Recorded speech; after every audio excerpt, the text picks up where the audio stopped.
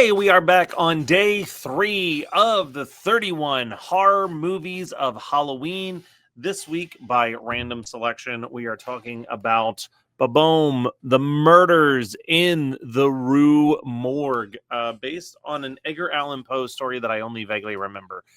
This is a 1971 film, PG-13. That's almost definitely retroactively rated PG-13 because that rating didn't exist until the mid-'80s.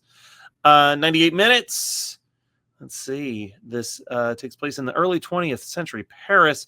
A theatrical company undertakes their most gruesome production yet, but when a madman with an axe to grind arrives on the scene, the stage is set for real mayhem, murder, most foul. Will the backstage bloodshed be quelled, or is it curtains for the cast?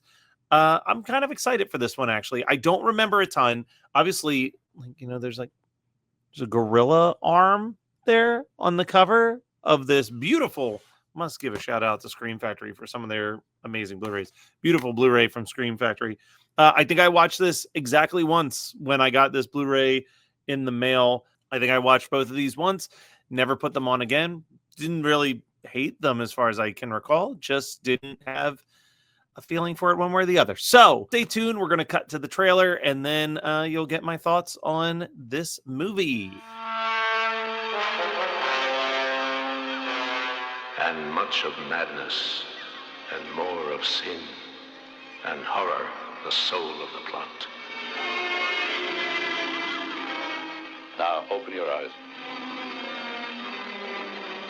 Okay, well that was something else, honestly.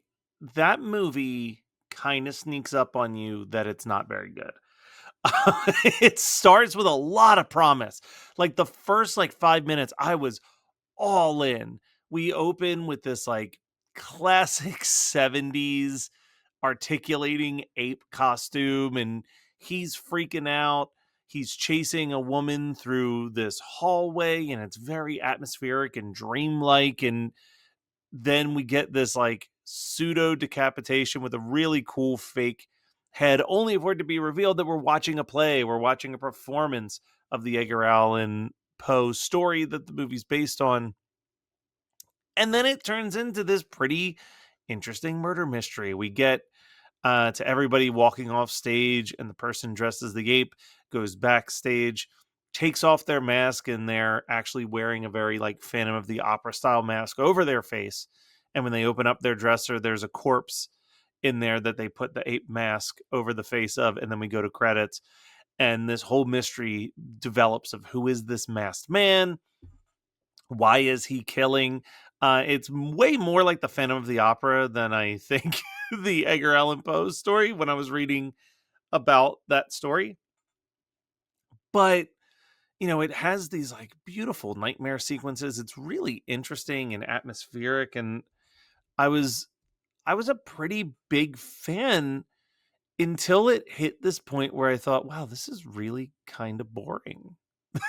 like it it it's not amazingly acted, and it has some serious boring moments. It has an overwhelming amount of boring moments, one could even say. And the plot is simple. There's a theater that really leans into macabre performances. They're doing a production of Murders at Rue Morgue, and then cast members and former cast members of this theater all start dying. And you dive into the mystery and all that, but it is mostly just a perfectly fine, forgettable 70s horror film. I think that this movie deserves more attention. I really do. I think that this film has a lot of cool things going for it. I think it could be shorter. I definitely think it could be better, but I would say that I would put this in the recommend, but this is a soft recommend. It's not as good as yesterday's movie. Prison was really, really good. But I would definitely rank this above Evil Punk 420, the high bar that is. Right. But what I really want is a movie I love. I haven't had one of those yet. I'm a fan of Prison. That's a weird sentence. I'm a fan of the movie Prison, but it's not one of my all-time favorites by any stretch of the imagination. I just think it's a really good, often forgotten film. But let's see what the random generator has for me today. Okay. This one went low and went to 49. You know what? I'm okay with it. I'm very okay with it. I used to love this movie as a kid. Make sure, if you're enjoying this content, to subscribe. I'm going to be doing this for 31 straight days, but Geekscape TV always has great content for you to watch. Tons of live streams, video essays, and tons of other fun stuff. And I will see you tomorrow when I talk about American Werewolf in Paris.